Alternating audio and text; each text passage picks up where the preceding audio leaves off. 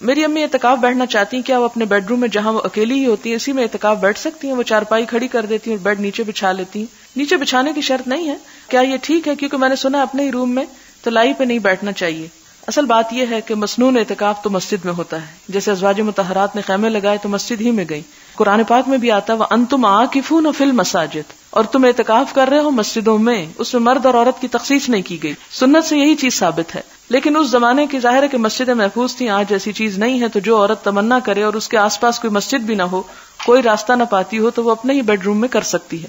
اس میں bed room کے اندر الگ سے پھر پردہ لگانا شرط نہیں. ہاں اگر ایسا کمرہ ہو کہ جس میں اور لوگ بھی سونے والے ہوں اور آپ بھی ہیں تو آپ ایک کارنر میں ایک اوٹ کر لیں تو بہتر ہے. لیکن اگر اکیلا کمرہ ہے تو خالی ایک کمرے میں بیٹھے رہنے سے کوئی فرق نہیں پڑتا.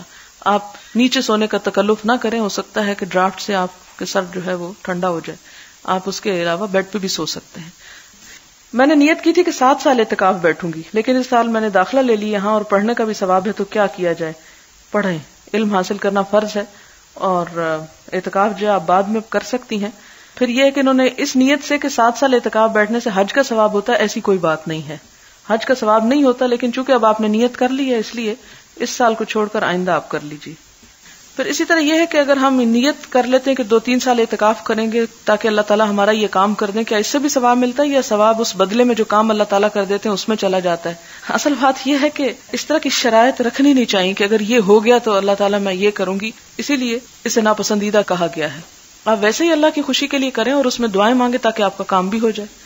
عورت اکیلی اعتکاف کرے گی، لیکن ایک مرتبہ حضرت ام سلمہ نے حضور صلی اللہ علیہ وسلم کے ساتھ اعتکاف کیا. ساتھ کا مطلب یہ نہیں کہ انہی کے خیمے میں کیا، الگ خیمہ تھا. ساتھ کا مطلب ہے ایک مرتبہ، یعنی جب آپ کر رہے تھے تو انہوں نے بھی کیا. ایک مسجد میں مولوی صاحب اعتکاف کے مسائل بتاتے ہوئے کہہ رہے تھے کہ عورتوں نے اگر جمعہ کا غسل کیا تو ان کا اعتکاف ٹوٹ گیا. نہیں، ایسی بات نہیں ہے. غسل خانہ میں صابن استعمال نہ کریں.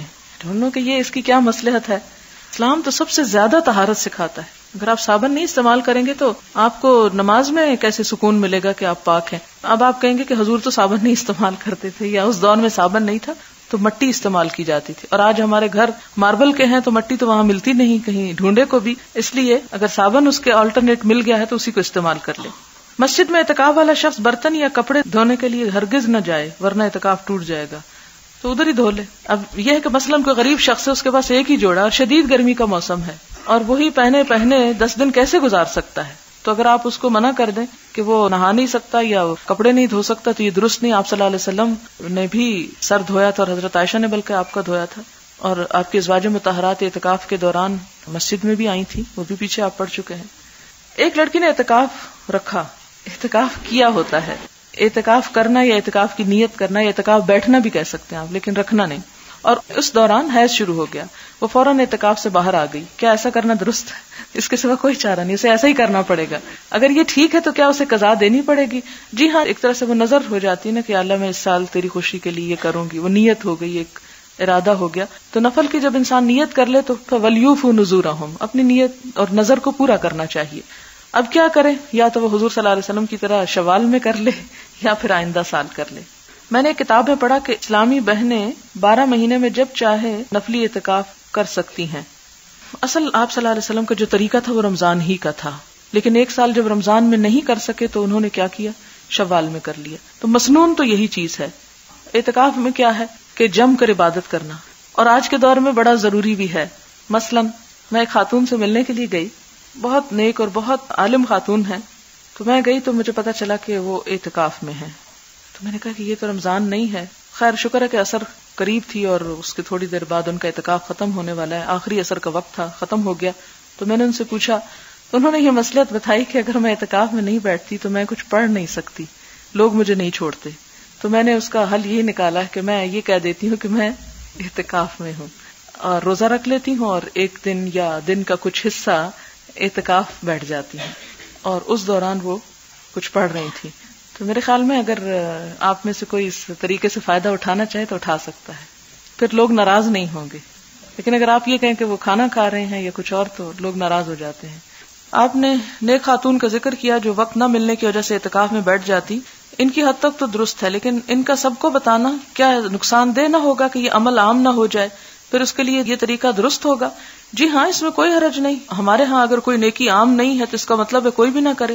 اور اعتکاف جو ہے اس کا مطلب ہے جم کر بیٹھ کے عبادت کرنا، اور اس دوران کسی سے بھی انسان گفتگو نہ کرے. تو اس میں کوئی حرج کی بات نہیں ہے اور نہ ہی کوئی ایسا کوئی بدعت ہے. یہ جو بھی شخص کرنا چاہے، یہاں تک کہ احناف کا مطلب ہے امام ابو حنیفہ کے ماننے والے جو ہیں ان کے ہاں تو یہ بھی ہے کہ چند منٹ کا بھی اعتکاف ہو سکتا ہے. میرے والد خود اس طرح کیا کرتے تھے، یعنی کچھ دیر کے لیے. اس میں یہاں تک وہ کہتے ہیں کہ اگر مسجد میں جا کر انسان نیت کر لے کہ نماز کے بعد میں تھوڑی دیر اعتکاف کروں گا تو وہ بھی اس کا اعتکاف ہو جاتا ہے. یعنی اصل جو اعتکاف کا رمضان کے ساتھ تعلق ہے اس میں ہم دیکھتے ہیں کہ آپ صلی اللہ علیہ وسلم نے رمضان ہی میں کیا، شروع میں بھی کیا، درمیان اور آخر میں، اور جب نہیں کر سکے نیت کے باوجود تو شوال میں کر لیا. لیکن اگر کوئی شخص کسی ایک خاص وقت میں ایسا کرنا چاہتا تو ایک نیکی کا کام ہے، اس کو روکنا نہیں چاہیے. کیا دو فرد ایک کمرے کے درمیان پردہ لگا کر اعتکاف کے لیے بیٹھ سکتے ہیں اور وہ مل کر تراویح اور دوسری نفلی عبادت کر سکتے ہیں؟ پردہ لگانے کے تکلف کی ضرورت نہیں، دونوں اپنے اپنے ایک ایک حصہ مخصوص کر لیں اور وہاں پر بیٹھے رہیں اور آپس میں گفتگو نہ کریں. یعنی پردے کی شرط نہیں ہے وہاں. اگر کوئی رمضان کے آخری عشرے میں اعتکاف کی نیت سے مسجد جاتا ہے لیکن 28 رمضان کو واپس آ جاتا ہے اور 2 دن چھوڑ دیتا ہے، اس کے بارے میں کیا حکم ہے؟ کیا وہ 2 دن کا اعتکاف کرنا ہوگا یا کوئی کفارہ دیا جا سکتا ہے؟ آپ دیکھیں کہ جب آپ اس مسنون اعتکاف کا جو نبی صلی اللہ علیہ وسلم کی پیروی میں آپ کرتے ہیں اور رمضان کے آخری عشرے میں کرتے ہیں تو اس کو یوں 28 پہ چھوڑنا نہیں چاہیے. یہ غلط بات ہے، اس کو پورا کرنا چاہیے، کیونکہ یہ بھی ایک طرح کی نظر ہوتی ہے. جب ہم نیت پورے کی کر کے گئے اور توڑ کے پہلے آ گئے تو یہ ایسا ہی ہے کہ جیسے آپ نے 4 رکعت نفل کی نیت باندھی مثلا اور 3 پڑھ کے آپ نے توڑ دی، تو آپ اس صورت میں کیا کریں گے؟ آپ کو دوبارہ پڑھنی چاہیے. اور وہ آیت بھی یاد کر لیں کہ وَلَا تَكُونُوا كَالَّتِي نَقَضَتْ غَزْلَهَا مِن بَعْدِ قُوَّةٍ أَنْكَاثًا. اس عورت کی طرح مت ہو جو اپنا سوت کاٹنے کے بعد اس کو ٹکڑے ٹکڑے کر ڈالتی ہے. تو عبادت شروع کر کے اس کو توڑ پھوڑ دینا، اس کو راستے میں چھوڑ دینا، یہ ناپسندیدہ چیز ہے. جہاں میں درس دینے جاتی ہوں وہاں کچھ لوگوں نے اعتکاف کے بارے میں سوال کیا ہے. نمبر 1، اعتکاف بیٹھنے والی عورت مجبوری کی وجہ سے گھر والوں کو سحری بنا کر دے سکتی ہے؟ بنا لے، اب کیا ہو سکتا ہے. یہ اعتکاف کی نفل عبادت کرے اور گھر والے فرض روزے چھوڑ دیں تو یہ تو نہیں ہو سکتا نا. یہ لکھتے ہیں کہ میری بیٹی BA میں پڑھتی ہے، باوجود تلقین کے نماز روزے قرآن کی طرف نہیں آتی، جبکہ دوسرے 2 بچے روزے بھی رکھتے ہیں اور نمازوں کے لیے بھی پابند ہیں. کیا اس بچی کے روزے نہ رکھنے کا فدیہ دینا ہوگا؟ جبکہ اس کا دوسرے دنوں میں گنتی پوری کرنے کا تو سوال ہی پیدا نہیں ہوتا. میں کس حد تک اس کی سرکشی کی ذمہ دار ہوں جبکہ وہ مذہب کے بارے میں کوئی بات بھی نہیں سننا چاہتی؟ اس کے والد کو بھی نماز روزے سے کوئی سروکار نہیں. بس آپ دعا کریں، بہت بڑی آزمائش ہوتی ہے ایسی بات. دعا بھی کریں، صدقہ خیرات بھی کریں. میں بعض اوقات دیکھتی ہوں کہ اللہ تعالیٰ اتنے مہربان ہیں، اتنی محبت کرتے ہیں ہم سے کہ دن میں 1 نماز بھی ہو سکتی تھی 5 دفعہ رکھی کہ اگر 1 نہیں پڑھی دوسری پڑھ لے انسان، نہیں تو تیسری پڑھ لے، ہو سکتا ہے کہ چوتھی پڑھے تو اس کے دل میں نماز کی محبت پیدا ہو جائے. پھر 1 دن نہیں 2 دن نہیں، مسلسل یہ چیز ہمارے سامنے رکھی کہ دوسرے ہمارے سامنے پڑھتے رہیں. پھر جمعے کا دن رکھا کہ اس میں خاص نماز رکھی، خاص ثواب اور خاص عبادت کا دن رکھا.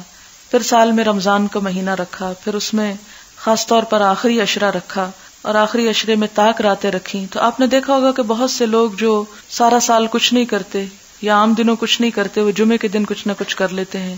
کچھ جمعے کے دن نہیں کرتے، وہ رمضان میں پلٹ آتے ہیں. کچھ رمضان کے عام دنوں میں نہیں پلٹتے، آخری عشرے میں پلٹ آتے ہیں. کچھ ان دنوں میں نہیں پلٹتے، طاق راتوں میں، 27ویں رات میں. آپ بھی کوشش کریں کہ آپ اپنی بیٹی کو پیار سے، محبت سے ان راتوں میں سے ہی کسی رات میں یا کسی دن میں اس کو کسی ایسی مجلس، کسی ایسی محفل، کسی ایسی گیدرنگ میں جہاں اللہ کی رحمت اور فرشتوں کا سایہ ہوتا ہے لے جائیں. ہو سکتا ہے کہ دل بدل جائے، دل دھل جائے، کیونکہ دل تو اللہ کے ہاتھ میں ہے، جب چاہے جس طرف چاہے انہیں موڑ سکتا ہے.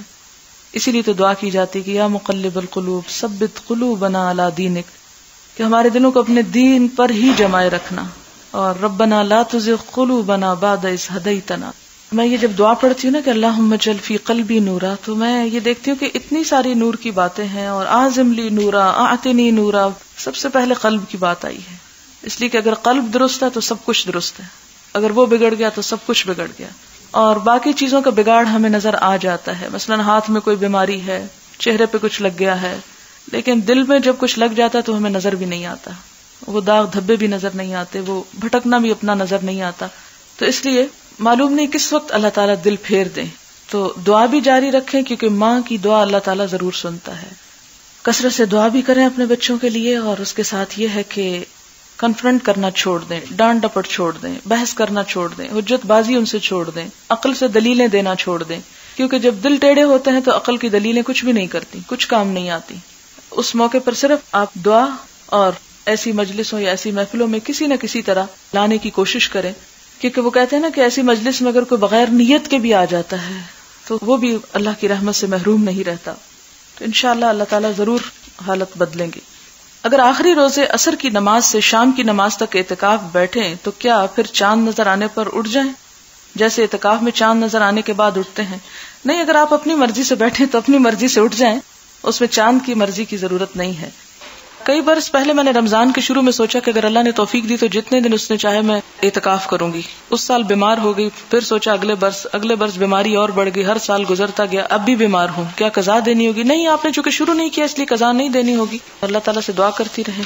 بچوں کو باتوں میں اللہ کی طرف راغب کرنے اور محبت کرنے کے متعلق آپ نے جو مثال دی وہ اچھی لگی. واقعی اگر مائیں ایسا کرنے لگیں تو کم از کم آنے والی ہماری نسل ہماری طرح سنی سنائی باتوں کو دین سمجھنے کی بجائے حقیقی اسلام کو آسانی سے سمجھنے لگے. اپنے بچے کی ایک بات بتانا چاہوں گی اگر آپ کو اچھی لگے. میں نے اپنے بیٹے کو بتایا کہ اللہ تعالیٰ اور محمد صلی اللہ علیہ وسلم کو بچوں سے بہت پیار ہے. اللہ تعالیٰ چاہتا ہے کہ تمام بچے پیارے پیارے کام کریں اور جنت میں جائیں، اور جنت اتنا بڑا اور خوبصورت پارک ہے کہ ڈزنی لینڈ اس کے مقابلے میں کچھ بھی نہیں. اسی طرح یہ کہ جب ہم چاہیں کہ ہمارا کوئی کام ہو جائے تو نفل پڑھ کر دعا کرنی چاہیے. اللہ تعالیٰ قبول کرتے ہیں اور ہمیں انعام بھی دیتے ہیں. بچہ لان میں کھیل رہا تھا، اس کو پانی میں ڈوبا ہوا ایک چیونٹا ملا، بظاہر بالکل مرا ہوا تھا. بچے کی محبت تھی، اس نے چیونٹے کو دھوپ میں رکھا اور نوافل شروع کر دیے. جب 6 نفل پڑھ چکا تو دیکھا کہ چیونٹا حرکت کر رہا ہے. تھوڑی دیر میں چلتا ہوا غائب ہو گیا. اس خوشی نے اس کو 5 وقت کا نمازی بنا دیا ہے. اب کہتا ہے کہ روزے بھی سارے رکھوں گا، اور میں چاہتی ہوں کہ تمام روزے نہ رکھے اور اسے داؤدی روزے بتا رہی ہوں کیونکہ اس کی عمر ابھی 9 سال ہے. اللہ ان معصوموں کو ہمارے لیے صدقہ جاریہ بنا دے. جی ہاں، یہ انہوں نے بہت اچھی بات لکھی ہے کہ بجائے اس کے کہ ہم بچوں کو ہر وقت یہی کریں کہ اللہ تعالیٰ ماریں گے اور عذاب دیں گے اور جہنم میں پھینکیں گے، یہ بات بہت اچھی ہے کہ انہیں یہ بتایا جائے کہ اللہ تعالیٰ بہت محبت کرتے ہیں. اور حضور صلی اللہ علیہ وسلم کی تو بچوں سے پیار اور محبت کی بے شمار مثالیں ہمارے سامنے ہیں. اچھا جناب، پھر کچھ اور سوالوں کے ذرا جلدی سے جواب ہو جائیں. کیا یہ صحیح ہے کہ تراویح پڑھے بغیر روزہ نہیں ہوتا؟ یہ صحیح نہیں ہے. تراویح قیام اللیل ایک الگ عبادت ہے، روزہ الگ عبادت ہے. روزہ فرض عبادت ہے جبکہ تراویح ایک نفل عبادت ہے. کیا روزے کی حالت میں لپسٹک لگائی جا سکتی ہے؟ جی ہاں. روزے کے دوران بچے کو فیڈ کروایا جا سکتا ہے. جی ہاں، بالکل کروایا جا سکتا ہے. روزہ بچے کو فیڈ کرنے سے نہیں روکتا اور فیڈ کرانے سے روزہ ٹوٹتا نہیں ہے، مراد یہ ہے. میری ایک عزیز کی ناک بند اور سر درد کی تکلیف رہتی ہے، اس لیے اسٹیم لینی پڑتی. سادہ پانی کی اسٹیم یا دوائی ڈال کر پانی میں اسٹیم لینے سے روزہ ٹوٹ جاتا ہے؟ میرا خیال ہے وہ حلق سے نیچے اسٹمک تک تو نہیں جاتا، لنگز میں جاتا ہے، کوئی حرج نہیں. سوال ہے، آپ نے بتایا کہ روزہ اس وقت ٹوٹتا ہے جب منہ سے کوئی چیز اندر معدے تک لے جائی جائے، لیکن قے کرنے سے کہا جاتا ہے کہ روزہ ٹوٹ جاتا ہے، حالانکہ قے تو اندر سے ہی آتی ہے. پھر اس طرح کیوں روزہ ٹوٹ جاتا ہے؟ پلیز واضح کر دیں. آپ دیکھیں کہ جو قے خود بخود آ جائے اس سے روزہ نہیں ٹوٹتا. یعنی ایک شخص بیمار ہے، اس کو سکنس ہوئی اور ایک دم قے آ گئی، اس سے روزہ نہیں ٹوٹتا. روزہ ٹوٹتا ہے اس قے سے جو جان بوجھ کر قے کی جائے، یعنی قے نکالی جائے اپنے جسم سے. ٹھیک ہے، یہ فرق آپ کو معلوم ہونا چاہیے. ہر مہینے کے 3 روزے 13, 14, 15 کیا یہ روزے رمضان کے قضا روزوں میں لگا سکتے ہیں؟ نہیں. اس میں یہ ہے کہ یا تو آپ قضا کی نیت کریں اور ان دنوں میں رکھ لیں، تو آپ عام دنوں کی نسبت بہتر ہے کہ ان دنوں میں رکھ لیں. دوسری صورت یہ ہے کہ اگر آپ قضا رکھ رہے ہیں تو آپ کسی بھی وقت قضا رکھ سکتے ہیں. ٹھیک ہے. آپ نے بتایا کہ شعبان میں روزے رکھنا افضل ہے. کیا ان روزوں کی کوئی مخصوص تعداد یا تاریخ ہے یا پورے مہینے ہی میں روزے رکھے جا سکتے ہیں؟ اس میں کوئی تعداد نہیں ہے اور کوئی مخصوص دن نہیں ہے. اول حصے میں رکھنا بہتر ہے، آخری 15 میں رکھنے سے پہلے سوچنا چاہیے. اگر کسی کو یہ احتمال ہو کہ میں ان 15 دنوں میں روزے رکھ کے رمضان میں رکھنے کے قابل نہیں رہوں گا اپنی صحت کی خرابی کی وجہ سے یا کمزوری کی وجہ سے، تو اس صورت میں نفل کرتے کرتے فرض کو نہیں چھوڑنا چاہیے. اب چھوڑ دیں اور پھر رمضان کے بعد بھی شوال کا مہینہ بڑا بابرکت ہے، اس میں آپ زیادہ رکھ لیں اگر آپ میں ہمت ہو تو. لیکن اس میں تو ہمارا حال یہ ہو جاتا کہ جو قضا ہوتے ہیں وہ بھی نہیں رکھتے، کہاں یہ کہ ان نوافل کا اہتمام کریں. کیا رمضان شریف سے 15 دن پہلے چھوٹے ہوئے روزے رکھے جا سکتے ہیں؟ اگلے رمضان سے پہلے پچھلے رمضان کے چھوٹے ہوئے روزے رکھ دینا ضروری ہے، اور اگر نہ رکھ سکے تو پھر کفارہ بھی دینا ہوگا اور قضا بھی رکھنی ہوگی. دونوں چیزیں ہوگی. یعنی اگر ایک رمضان سے دوسرے رمضان کے درمیان آپ نے نہیں رکھے، پھر رمضان آ گیا، رمضان رکھ لیے اور پھر رمضان کے بعد پچھلے سال کے بھی رکھ رہے ہیں، تو ان روزوں کا کفارہ بھی ساتھ دینا پڑے گا. یعنی فدیہ، وہ جو ایک مسکین کا کھانا ہوتا ہے، صدقہ بھی دینا پڑے گا. 15 شعبان کے بعد قضا روزے رکھے جا سکتے ہیں، لیکن اس بات کا یقین کر لینا چاہیے کہ کہیں ایسا نہ ہو کہ ان روزوں سے کوئی ایسی کمزوری یا بیماری آپ کو، کیونکہ ہر ایک کا وجود مختلف ہوتا ہے، ایسی بیماری لاحق ہو جائے یا ایسی کمزوری ہو کہ آپ فرض روزے چھوڑ دیں تو پھر نہ رکھیں، پھر آپ رمضان کے بعد ہی رکھیں. لیکن اتنی تاخیر جو ہے وہ کوئی بہت اچھی بات نہیں ہے. کیا شوال کے 6 روزے قضا روزوں میں شمار ہوں گے؟ نہیں، قضا روزوں کے لیے نیت کا ہونا ضروری ہے. اگر آپ نے شوال میں روزے رکھے اور اس نیت سے رکھے کہ آپ رمضان کی قضا رکھ رہی ہیں تو پھر آپ کے وہ قضا ہوں گے، شوال کے نہیں ہوں گے. لیکن اگر آپ نے نیت یہ نہیں کی اور نفلی روزوں کو اب آپ فرضی میں بدلنا چاہتی ہیں تو ایسا نہیں ہو سکتا. شوال کے 6 روزے رکھنے کے لیے کیا یہ شرط درست ہے کہ 2 شوال کو روزہ رکھنا ضروری ہے؟ نہیں، کوئی شرط نہیں ہے، جب چاہیں رکھ سکتے ہیں. بخاری کے اینڈ میں جو حاشیہ میں تفسیر لکھی ہے اور مختلف آراء لکھی ہوئی ہیں، وہ کس نے لکھی؟ وہ جو ہے اس کتاب کا ترجمہ کرنے والے نے لکھی ہے. کیا امام بخاری نے خود یہ تفسیر لکھی ہے یا بعد میں لکھی گئی؟ امام بخاری نے خود نہیں لکھی، بعد میں لکھی گئی ہے اور اس شخص نے اپنے ذہن کے مطابق لکھی ہے. لہذا ہمارے لیے اصل چیز جو ہے وہ اوپر کا ٹیکسٹ ہے، نہ کہ یہ نیچے کی شرح. کیا حدیث کی کلاس میں نیند سے چھٹکارے کے لیے سننے کے ساتھ ساتھ تسبیح کی جا سکتی ہے؟ کیونکہ رسول اللہ صلی اللہ علیہ وسلم کی محفل اس لیے گمان ہو کہ کہیں خلاف ادب نہ ہو. اس میں آپ دیکھیں کہ میرا خیال ہے تسبیح کرنے سے آپ کو اور نیند آ سکتی ہے اور تسبیح سے دھیان بھی آپ کا دوسری طرف بٹ جائے گا، پوری کنسنٹریشن نہیں ہوتی. کیونکہ جب انسان ایک ہی وقت میں سننا اور بولنا شروع کر دے تو اس کی توجہ پھر بولنے پہ زیادہ ہو جاتی، سننے پہ آٹومیٹیکلی لوز ہو جاتی. لہٰذا علم حاصل کرنے کے لیے غور سے سننا ضروری ہے. اور نیند انسانی بشری تقاضا ہے، آ ہی جاتی ہے، کوئی بات نہیں. کل مجھے بھی بہت آ رہی تھی. تو اس میں یہ ہے کہ ایسی صورت میں آپ اپنا پہلو بدل لیں. پہلو بدلنے سے مراد یہ ہے کہ آپ ایک تو الرٹ ہو کے بیٹھیں اور تھوڑا سا اپنے بازو کو نیچے ہی ایسے اسٹریچ کر لیں، ٹانگوں تھوڑا اسٹریچ کر لیں، جس کی وجہ سے آپ کی وہ جو سستی کی کیفیت ہے وہ دور ہو جائے گی. لیکن جتنا حدود میں، لمٹس میں سمٹ کے آپ اپنے آپ کو جگا سکیں وہ جگا لیں، تسبیح نہ پڑھیں. بعض اوقات بہت سارے سوالات صرف کامن سینس والے ہوتے ہیں اور لوگ ان کو پھر بھی پوچھ لیتے ہیں. یہ ان لڑکیوں کا قصور نہیں، یہ تو ہمارے گھروں اور معاشرے کا قصور ہے. یہ بیچاریاں BA MA تو کر چکی، لیکن ان کو گھروں میں تربیت ہی ایسی نہ دی گئی کہ وہ اپنے دماغ سے کچھ سوچ لیں. یہ بیچاریاں تو گھر والوں کی ڈانٹ کھا کر ہر بات پر چپ رہ جاتی ہیں. ان کی رائے کو تو بہت حقیر سمجھا جاتا ہے، یعنی گھروں میں. اب جب کہ ان کے سامنے اس عمر کے حصے میں دنیا کی حقیقتیں کھلنا شروع ہوئی ہیں یا دین ہے اور یہ چیزیں پہلی دفعہ سننے کو ملی ہیں تو ان کو طرح طرح کے سوال دماغ میں آتے ہیں. اب اگر یہ اپنے دل و دماغ کے اٹھائے ہوئے سوال یہاں نہ پوچھیں تو کہاں جائیں، کیونکہ گھر میں تو کوئی صحیح جواب دینے والا نہیں. ابھی تو ان کو بہت سارا مطالعہ کرنے میں بہت وقت لگے گا. میرے خیال میں یہ بیسک سوالات ہیں جو ہر وہ شخص جو اس کو پڑھتا ہے اس کو جاننے کی خواہش ہوتی ہے. میرے خیال میں ابھی بہت کم وقت یہ پڑھتے ہوئے گزرا ہے. انشاءاللہ وقت کے ساتھ ساتھ اس پر ان کو عبور ہو جائے گا اور یہ لوگ ایسے سوال نہ پوچھیں گے. اللہ نے چاہا تو یہ لوگ بہت کچھ یہاں سے لے کر نکلیں گے. یہ میرے خیال ہے ان سب کے لیے لکھا گیا ہے جو ایسے سوالوں پر بہت کمنٹس دیتے رہتے ہیں، کیونکہ مجھے یہ شکایت ملی ہے کہ پیچھے جب میں سوال پڑھتی ہوں تو کچھ لوگ ساتھ ساتھ کمنٹس دیتے ہیں، یہ کل والا سوال، یہ وہی سوال، یہ غلط بات، یہ نہیں پوچھنا چاہیے، یہ عقل استعمال کریں. تو شاید یہ ان کے لیے ایسی رائے آئی ہے. میں آپ کو پہلے دن سے یہ کہہ رہی ہوں کہ میرے لیے ہر وہ چھوٹی سی چٹ بھی اہم ہوتی ہے جو کسی اسٹوڈنٹ کی طرف سے آتی ہے. میں اس کو پڑھتی ہوں اور اس پر ایک خاص وقت لگاتی ہوں اچھی طرح سمجھنے میں، کیونکہ بعض سوال واضح بھی نہیں ہوتے. مجھے کوئی اعتراض نہیں ہوتا جواب دینے میں، لیکن میں اس بات کا بار بار احساس اس لیے دلاتی ہوں کہ کامن سینس یوز کریں، کہ تھوڑا سا ہوش میں بھی آئیں. ایسا نہ ہو کہ جب میں جواب دے رہی ہوں اس وقت پھر سو رہے ہیں اور اگلے دن پھر وہی سوال کر لیں، کیونکہ بعض اوقات ایسا بھی ہوتا ہے کہ ایک دن جس کا جواب آ جاتا ہے اگلے دن پھر وہی بہو وہی سوال ہے. دوسری بات یہ ہے کہ بہت سے ایسے لوگ بھی پیچھے موجود ہیں جن کو ان سوالوں کے جواب آتے ہوتے ہیں. ان کو میں یہ مشورہ دوں گی کہ جب میں سوال کا جواب دیتی ہوں تو وہ یہ دیکھ لیا کریں، ریپیٹ کر لیا کریں کہ ان کو جو جواب آتا ہے کیا یہ اسی جواب کے مطابق ہے یا فرق ہے. کیونکہ ہو سکتا ہے کہ بعض اوقات وہ دلیل آپ کے پاس نہ ہو جو یہاں سے شاید نئی دلیل آپ کو مل جائے. اور بعض اوقات یہ ہوتا ہے کہ ایک سوال کو ٹیکل کس طرح کرنا ہے، کیونکہ جو لوگ یہاں سیکھنے کو آ رہے ہیں انشاءاللہ معاشرے میں جا کے وہ ان چیزوں کو سکھائیں گے. تو خواہ آپ کو جواب آتا ہو، آپ بجائے اس کے کہ کمنٹس پاس کریں، دوسروں کو بھی ڈسٹرب کریں، آپ خاموشی سے سنیں، سننے والے بنیں اور سن کر وہ باتیں اچھے طریقے سے دوسروں کو بھی بتائیں. لکھا ہے نسخہ کیمیا. مجھے بھی لیکچر کے دوران غنودگی شروع ہوئی تو سمجھ نہیں آ رہا تھا کس طرح کنٹرول کروں. اب اللہ تعالیٰ کی توفیق سے لکھنا شروع کر دیا تو نیند اور غنودگی کا غلبہ ختم ہو گیا. شیطان سے پیچھا چھڑانے کا یہ حل بعد ازاں صدقہ جاریہ بھی بن سکتا ہے. بڑی خوبصورت بات کسی نے لکھی ہے.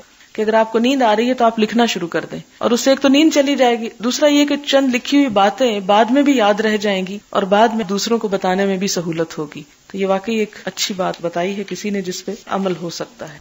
سبحانک اللہم و بحمدک نشہد ان لا الہ الا انت نستغفرک و نتوب الیک. والسلام علیکم ورحمۃ اللہ وبرکاتہ.